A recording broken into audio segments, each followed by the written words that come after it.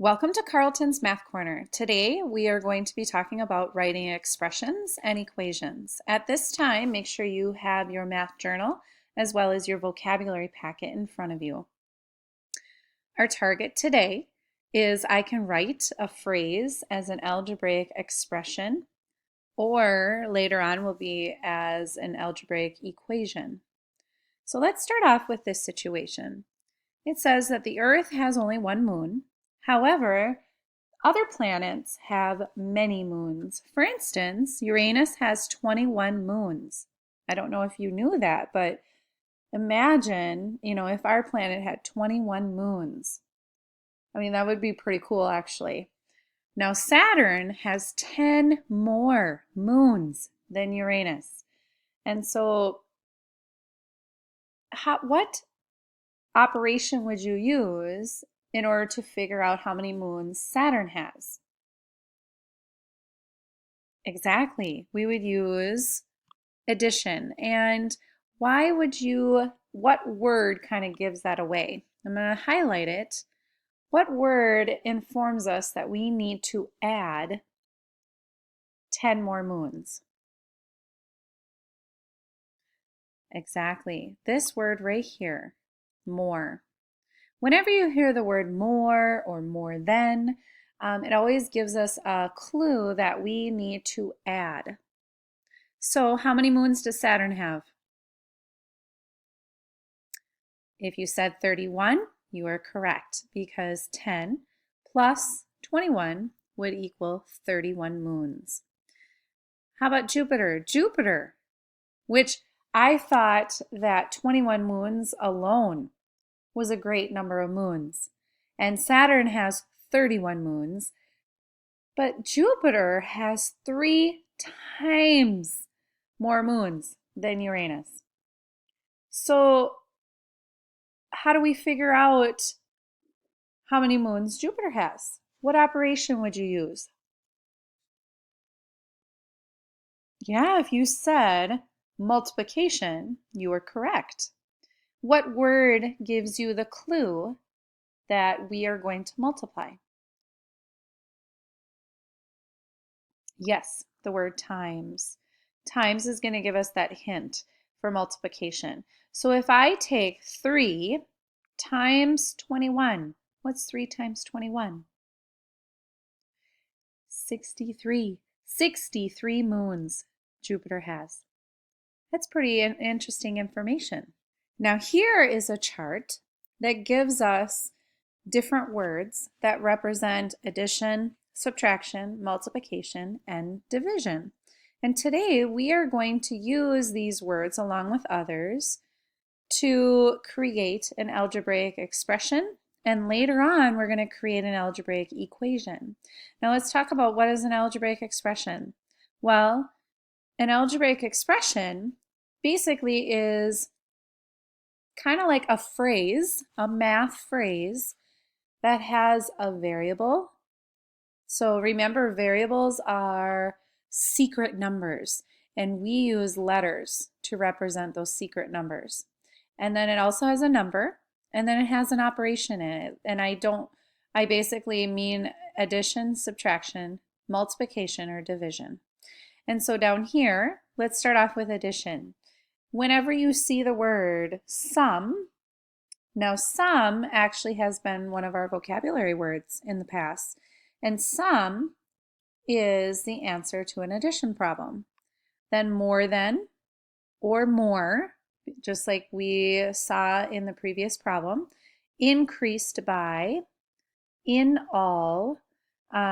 Sometimes we have, total or altogether. Those type of words let us know that we need to add. Now the next one is subtraction. And here's some words that give us signals that we need to subtract. Difference, that's actually the answer to a subtraction problem. Less than, and sometimes it's just the word less. And then decreased by. Now our next operation is multiplication. And multiplication, some words for that is product, the answer of a multiplication problem. Multiplied, when we see the word each, like if I paid, $12.95 for each movie ticket, then that means I would need to multiply by how many movie tickets I bought. So that's each. Twice. Twice means 2 times the amount. And so we're going to use multiplication. Now, lastly, the other operation is division. And division, some words for that is quotient. Quotient means the answer. It's the answer to division problem. The word per, like if I had, so much money and I wanted to know how much money would I give per person, that would be division. Divide or divide by, and then separate, because we're separating into equal groups, and that's what division is.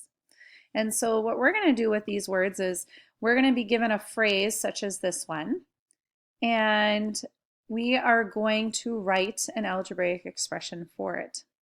And so let's do one together.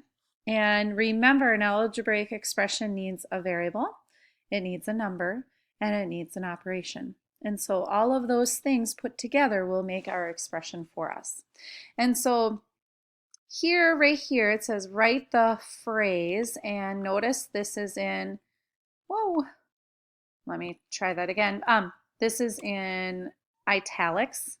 Do you know this? There's a difference with this writing. And so this word, or this phrase, 5 more than Jennifer, that's actually our words. And so I kind of copied it down here so that we could pull it out. Okay, and it says $5 more than Jennifer earned. And so that's our words that we're going to create a math phrase from. So first of all, we have an unknown, and we need to basically come up with a letter to represent that unknown number. And if you look at this, it says it's $5 more than Jennifer earned. What is the thing that we don't know? Yes, we don't know what Jennifer earned, correct? So what letter could we use? And honestly, it really doesn't matter which letter we use. But most of the time, if we have a phrase, we try to choose a letter that kind of represents something that's missing in the phrase. And so what would you use for Jennifer earned? You could use the letter J, yep, for Jennifer. Or we could use E for earned. Or since she's earning money, that's in dollars, so D for dollars. Any one of those variables would be fine for this situation. So I'm going to say J just because we're working with Jennifer, and so I'm going to use J for Jennifer. What number is given to us? Well, look into the problem. It says $5 more than Jennifer earned. So what number is actually spelled out for us? Yeah, the number 5. And so that is the number that is going to go in our expression. Then our operation. Is there a key word in here that lets us know that we need to add, subtract, multiply, or divide? Yeah, this word right here, more than. More than actually lets us know, and let's go back to our chart, it lets us know that we need to add. So we're going to be using addition. And so that is the operation that I'm going to put within my expression. Now, so all I'm going to do is actually create now my expression. And so I'm just going to take my J and I am going to add it with the 5. And this right here, J plus 5, is actually my answer. It is my algebraic expression. Notice there's no equal sign because an equal sign actually tells us that we're trying to equal a total amount. And in this problem, we really don't have a total amount. And so we're going to leave it with no equal sign. our answer is going to be j plus 5. And that's it. Now let's move on to our second one. It says, write the phrase twice as many baseball cards as an algebraic expression. So here's our phrase, twice as many. It is really hard to highlight when you're on camera here.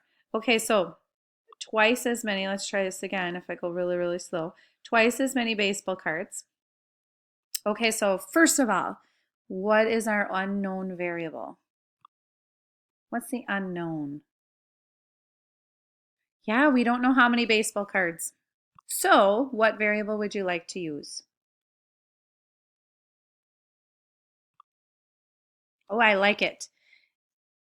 We could use B for baseball, cards, or just C for cards. I'm going to actually use C for cards. If you put B, that's okay. As long as we have a variable where it doesn't matter which letter you choose. Now, this is a tricky one. What number is given to us? What number is represented in this phrase?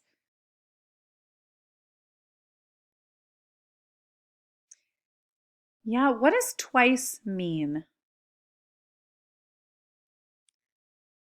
2 times the amount. 2 times the amount. So it actually is, within that word, there is actually a number that's in there. And the number is 2. And so we're going to use that number 2 as our number for our algebraic expression. And is there a word that gives it away on what operation we will be using? Yeah, the word times, or even twice. Twice means 2 times. And so we are going to be using multiplication. And so creating our algebraic expression, we need our number first. Or I can even put our variable first. And we have C, the number of cards, times 2. Now in algebra, we use variables, we use letters for variables. And so I do not want to use a letter such as X for multiplication. Is there another way that we can write this so that, and it's the simplest way that we can write this, so that we don't have the X there? Yeah, if I put the 2 next to the C or next to the variable, that actually means times as well.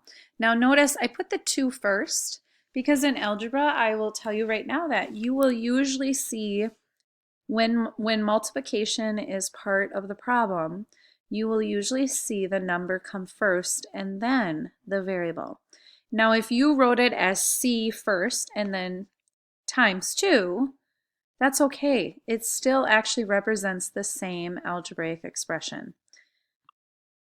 Let's move on to another problem. So if I have 6 less than twice a number.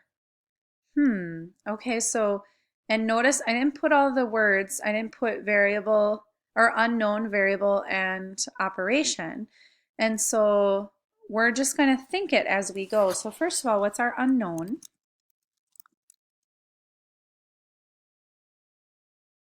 Yep, we don't know what number it is, correct?